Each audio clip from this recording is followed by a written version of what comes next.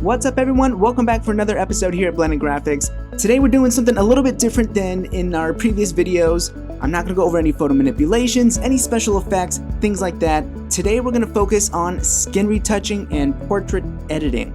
So what I've got in store for you are going to be 5 tips to take your skin retouching skills to that next level. And what we're going to do is we're going to take this portrait here and transform it into this. I think there's going to be a lot of great skills covered in this video today that you're not going to want to miss out on. So let's just jump right into the video and let's get started.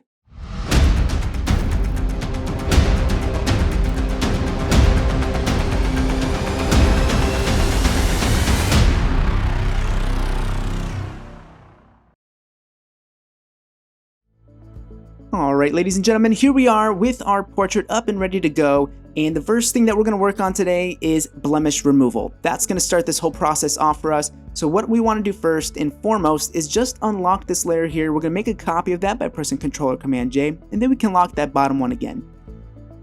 Alright, we're going to zoom in here, and for this top layer, we'll just call this blemish removal just for name's sake here. And we're going to come over to the healing brush tool. That's going to be our friend. We want to make sure that the align box is checked. And if you hold down the Alt or Option key, we're just going to sample some of the skin here. That's the nicer parts. And then we can just paint over some of these little blemishes and just kind of conceal that up a little bit and help smooth out this skin. So essentially, during this first step, what we're doing here is just creating a nice foundation to build on to continue the rest of the skin retouching process. So we want to make sure we have a good foundation first. So let's just do a few more of this, and I think you got the idea. So I'm just going to speed through this, and I'll be back with you in just a second, and we can jump to step number 2.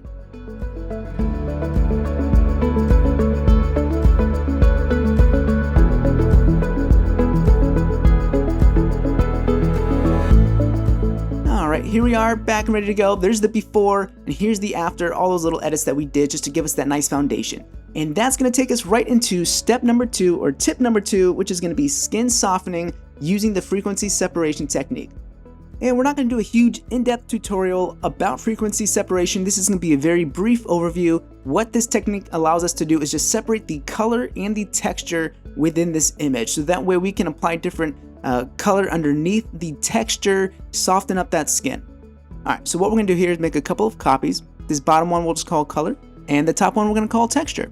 So let's turn the top one off. We'll go to color and filter, blur, and we're going to go to Gaussian blur. Because what we want to do is just blur the skin just at the point where we start to lose the definition or the texture. And so it's going to vary from portrait to portrait. Everyone's different. But I think for us, we're just going to stick between the 8 and 9 pixels here. And then we can turn this top one on. And then we're going to go up to image. And under image, we want to go to apply image, and we want to make sure that under layer it says color, and for blending it says subtract, and your 2 and 128 for the scale and the offset, and go ahead and hit OK. And you can see here that we clearly now have that texture separated. Alright, so with the texture layer, let's go ahead and put this into a linear light blend mode, and then we're going to group these two together just to kind of show you that this makes the one complete image. Alright. So let's just go ahead and ungroup this. We're going to click color and add a new layer on top of this.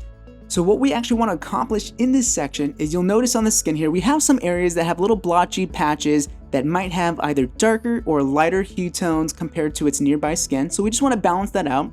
You can do this through dodge and burn, or what I'm actually going to do instead is we're going to zoom in here and we are going to sample some different skin tones. And then what we can do instead is just kind of paint over some of these areas, like right underneath the eye, it's a little bit dark. So we want to sample some of these brighter tones and just paint over that.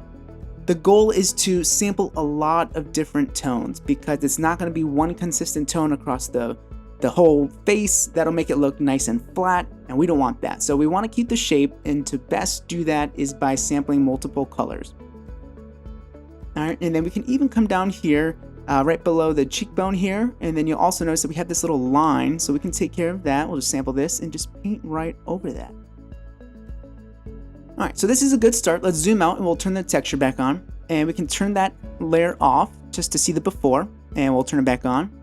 One more, before and after. So really simple process, nice and easy and great results. So just like that first section, since I've already given you an idea of how we're going to do this and accomplish this, I'm going to speed through this and I'll see you all at the finish line.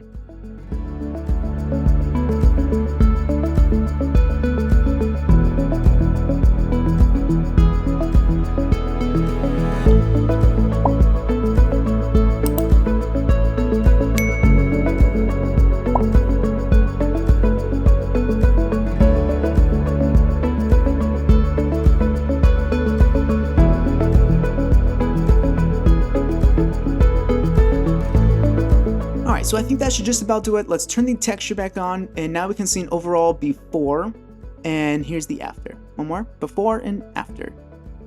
Really good stuff here. I think what's kind of bothering me is just this little spot right at the top left cheekbone. So let's just clean this up real fast before we move on to tip number 3. So just a couple more areas to just sample here, maybe some of these brighter tones, and we'll just soften this up a little bit. And you can still see we have a little bit of a dark patch, so let's just, there we go, let's blend that in. Okay, perfect. All right, folks, that's going to take us to tip number 3, which is going to be highlights and shadows. You can also call this contour, you can also call this contrast. But ideally, we just want to exaggerate some of the bright points and some of the darker points. And we're going to add a couple of curve layers to do this. So this one we'll just do D for dodge, and we can just pull this up here, just like so. And then we can invert that by pressing Command I or Control I. And we'll add another one right above that, and we're going to do the opposite. So let's just bring this down here, and then same thing, we'll invert that, and then this is going to be our burn. So I'll start with the dodge, and we'll start here just at the top cheek here.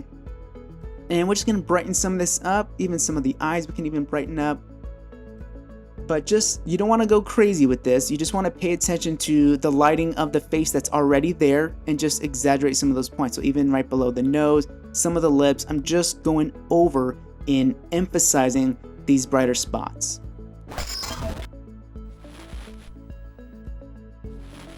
Right, so I think that should do it for us. Let's see the before and after. So just a nice little touch. Again, we just want to create a little bit more contrast. And now it's time for the dodge, or I'm sorry, the burn, excuse me. So just right below the eyebrow line, we'll just darken some of that up, even by the nose. And this is also just going to help kind of give the face just a little bit more shape and maybe exaggerate some of those features as well. And you want to be nice and subtle with this. You don't want to do anything too crazy and really dark or really bright areas. Just nice and subtle. Alright, so let's see the before and after on that. So this one we didn't do as much, but with the two together, we'll group these together and you can see the before and after. So a really nice adjustment there, just creating that contrast. And then that is going to take us to now step number 4, which I call the make it pop section. Essentially what this is we just want to make this portrait just stand out a little bit more, doing some work with the eyes, the lips, and just making it stand out, plain and simple. So let's add a new layer above the dodge and burn, and we're going to start with the lips first. And so what we want to do is just sample one of these red tones, and then we can click on that color and then just find something a little bit brighter and more saturated. And we're going to put this into an overlay blend mode. My flow is at a very low 1%. And all we're doing here is just going over the lips here, make it stand out a little bit brighter and just give it a little bit of life. You know, at this point you can do whatever you want, and in terms of color, I want to keep it as close to the original color that I have, but just make it stand out a little bit more. Alright, and then for this next section here, we're going to go up to the highlights on the lips. So let's switch to a white color, and then what we're going to do, again, is just exaggerate some of these brighter points on the lips, and you'll notice it once we zoom back out, the difference that adding the color of the lips as well as bringing out some of these highlights, what's that going to do for our image here. And then you can even do this on the nose as well, wherever you see fit. Again, just kind of taking that highlight and the exaggeration of those highlights to that next level there. Alright, so let's just see the before on this real quick. And here's the after. So one more time, before. And here's the after. So nice little adjustments, and I think it is looking good, y'all. Alright, we're not quite done with this section yet. We're going to continue to move on to the eyes. And what I'm doing here is just whitening up some of this part of the eye. I don't want it to look very unnatural, so I'm not going to go overboard with this effect. Just trying to whiten it up again, make it stand out. That is the whole point of this section here. And you'll even notice on some parts of like the eyelid, you can see some of the highlights. We're just going over some of these areas. And just to reiterate, I'm not adding anything new. I'm simply going over what is already in front of me and just exaggerating and just bringing that out a bit. So there's kind of like the before and after of all of that put together. And yeah, it's looking good. We're gonna go ahead and move over to the iris of the eyes. And so for this first one here, we're just gonna use F4B37A. We'll hit OK. We're gonna put this into a soft light blend mode. and we're going to invert this mask. And I just want to bring out the color of the iris because right now it just looks completely black with the pupil. And we want to bring that color out just a little bit. Again, we don't want it to look very unnatural, but we still kind of want to see a bit of color in there. And so this next one here, we're just going to do FFBA6F and put this into an overlay blend mode. And this is just going to help us out, just take it to that next step and just bring out the color just a bit more. And we'll just go over this just a little bit more on both sides. All right, so now at this point, here's our eyes, and let's zoom in a little bit so we can see the before and after. So here is our before, nice and black, and after. So it just gives it a little bit of a ring, nothing too much, it's very subtle. And we're gonna continue on with the final thing here, which is just adding a little bit of blush around the skin and just kind of giving it just a tint of red and a little bit of life. So let's just find a nice little bright pink color to use. And all we're doing very, very softly, again at 1% flow here, is just touching up some of the areas like by the cheek, some of the area by the nose, and then maybe even parts of the forehead. And we go around the eyes as well. So I don't want to give her this whole new fresh makeup. We're just, again, giving the skin just a little bit of life and just a little tint of that blush color, just again to make it stand out a little bit. So let's see the before, and here's the after. All right, folks, this is going to take us to the fifth and final step of the skin retouching process, which is going to be the sharpening in our final adjustments. So let's go ahead and group all of this together. We're going to make a copy of that group by pressing Command J and convert this to a smart object. Now that it's a smart object, we can go up to Filter, go to Other, and go to High Pass, and we're just going to add a high pass sharpening filter on here. So we can put this maybe somewhere between like the 6 and 7 pixels. And then we want to add this into a overlay blend mode. And what we can even do, let's go ahead and click back on that high pass. Maybe we can just bump it up just a bit more. Bump it up a scotch. Yeah, right around here. All right, we want to add a layer mask onto this and invert that because we don't want the sharpening on the entire part of the face, just little portions of it. I'm mainly sticking to like the eyes, maybe the eyebrows, and maybe just parts of the upper cheek just to bring some of that texture in, and even parts of the lips as well. Obviously the eyes, that's what really attracts everybody, so that's what you want to see, that's what we want to make it nice and sharp. But this is looking great, guys. Okay, perfect. And here's the before and after. Before and after, very nice. Great, we're gonna add a new layer at the top, merge this together, and then we're gonna make this a smart object so we can go up to Filter and go into the Camera Raw filter for our final adjustment. So what I'm gonna do here is just add just a little bit of tint of yellow and maybe a little bit of the magenta just to help with the skin a little bit here. Nothing too crazy, just up maybe 3 on each. That looks good. We can bump up the contrast. I love contrast. Again, these are my personal preference. Maybe you want to do something else. We can increase the highlights. And we'll come down to the clarity and just bump that up just ever so slightly. And we'll move down to vibrance and turn that up. And lastly, if you want to, you could come down to like the color grading tab and maybe do some stylistic choices, and within like the highlights and shadows, give it a little bit of color. Totally up to you. I'm just going to leave it at where we were, but just to kind of show you some options. Let's reset that, and then let's hit OK. All right, so this is our final product here. Let's turn this off so we can see the before and after.